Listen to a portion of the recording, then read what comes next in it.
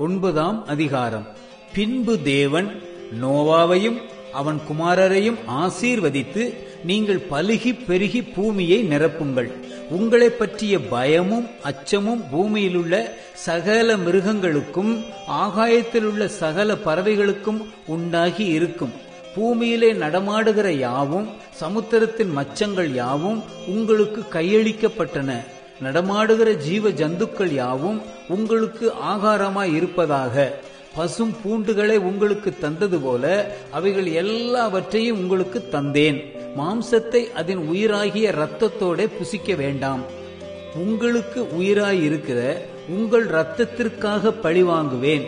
சகல ஜீவ ஜந்துக்களிடத்திலும் மனுஷனிடத்திலும் பழிவாங்குவேன். மனுஷனுடைய உயிருக்காக அவனவன் சகோதரனிடத்தில் பழிவாங்குவேன். மனுஷன் தேவ சாயலில் உண்டாக்கப்பட்டபடியால் மனுஷனுடைய இரத்தத்தை எவன் சிந்துகிறானோ அவனுடைய இரத்தம் மனுஷனாலே சிந்தப்பட கடவது. நீங்கள் பலுகி பெருகி பூமியிலே திரளாய் வர்த்தித்து விருத்தியாகுங்கள் என்றார். பின்னும் தேவன் நோவாவையும் அவன் குமாரரையும் நோக்கி, நான் உங்களோடும் உங்களுக்கு பின்வரும் உங்கள் சந்ததியோடும் உங்களோட பேழையிலிருந்து புறப்பட்ட சகல ஜீவ ஜந்துக்கள் முதல் இனி பூமியில் உண்டாகப் போகிற சகல ஜீவ சந்துக்கள் பரியந்தம் பறவைகளோடும் நாட்டு மிருகங்களோடும் உங்களிடத்தில் இருக்கிற பூமியிலுள்ள சகல காட்டு மிருகங்களோடும் என் உடன்படிக்கையை ஏற்படுத்துகிறேன்.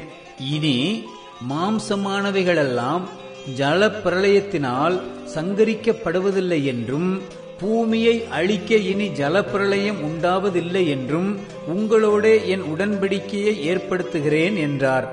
அன்றியும் தேவன் எனக்கும் உங்களுக்கும் உங்களிடத்தில் இருக்கும் சகல ஜீவ ஜந்துக்களுக்கும் நித்திய தலைமுறைகளுக்கென்று நான் செய்கிற உடன்படிக்கையின் அடையாளமாக நான் என் வில்லை மேகத்தில் வைத்தேன். அது எனக்கும் பூமிக்கும் உண்டான உடன்படிக்கைக்கு அடையாளமாயிருக்கும். நான் பூமிக்கு மேலாய் மேகத்தை வருவிக்கும் போது அந்த வில் மேகத்தில் தோன்றும்.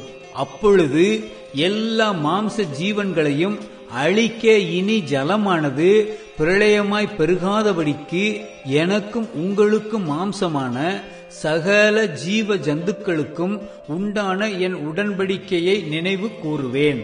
அந்த வில் மேகத்தில் தோன்றும் போது தேவனுக்கும் பூமியின் மேலுள்ள சகலவித மாம்ச ஜீவன்களுக்கும் உண்டான நித்திய உடன்படிக்கையை நான் நினைவு கூறும்படிக்கு அதை நோக்கி பார்ப்பேன்.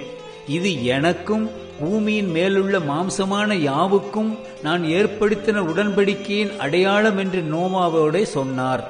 பேழையிலிருந்து புறப்பட்ட நோவாவின் குமாரர் சேம், காம், யாப்பேத் என்பவர்களே. காம் கானானுக்கு தகப்பன். இம்மூவரும் நோவாவின் குமாரர். இவர்களாலே பூமி எங்கும் ஜனங்கள் பரம்பினார்கள். நோவா பயிரிடுகிறவனாகி திராட்சை தோட்டத்தை நாட்டினான். அவன் திராட்சை ரசத்தை குடித்து வெறிகொண்டு தன் கூடாரத்தில் வஸ்திரம் விலகி படுத்திருந்தான். அப்பொழுது கானானுக்கு தகப்பனாகிய காம் தன் தகப்பனுடைய நிர்வாணத்தை கண்டு வெளியில் இருந்த தன் சகோதரர் இருவருக்கும் அறிவித்தான். அப்பொழுது சேமும் யாப்பேத்தும் ஒரு வஸ்திரத்தை எடுத்து தங்கள் இருவருடைய தோள் மேலும் போட்டுக்கொண்டு பின்னிட்டு வந்து தங்கள் தகப்பனுடைய நிர்வாணத்தை மூடினார்கள். அவர்கள் எதிர்முகமாய் போகாதபடியினால் தங்கள் தகப்பனுடைய நிர்வாணத்தை காணவில்லை. நோவா திராட்சரசத்தின் வெறி தெளிந்து விழித்த போது தன் இளைய குமாரன் தனக்கு செய்ததை அறிந்து, கானான் சபிக்கப்பட்டவன், தன் சகோதரரிடத்தில் அடிமைகளுக்கு அடிமையாயிருப்பான் என்றார். சேமுடைய தேவனாகிய கர்த்தருக்கு ஸ்தோத்திரம் உண்டாவதாக.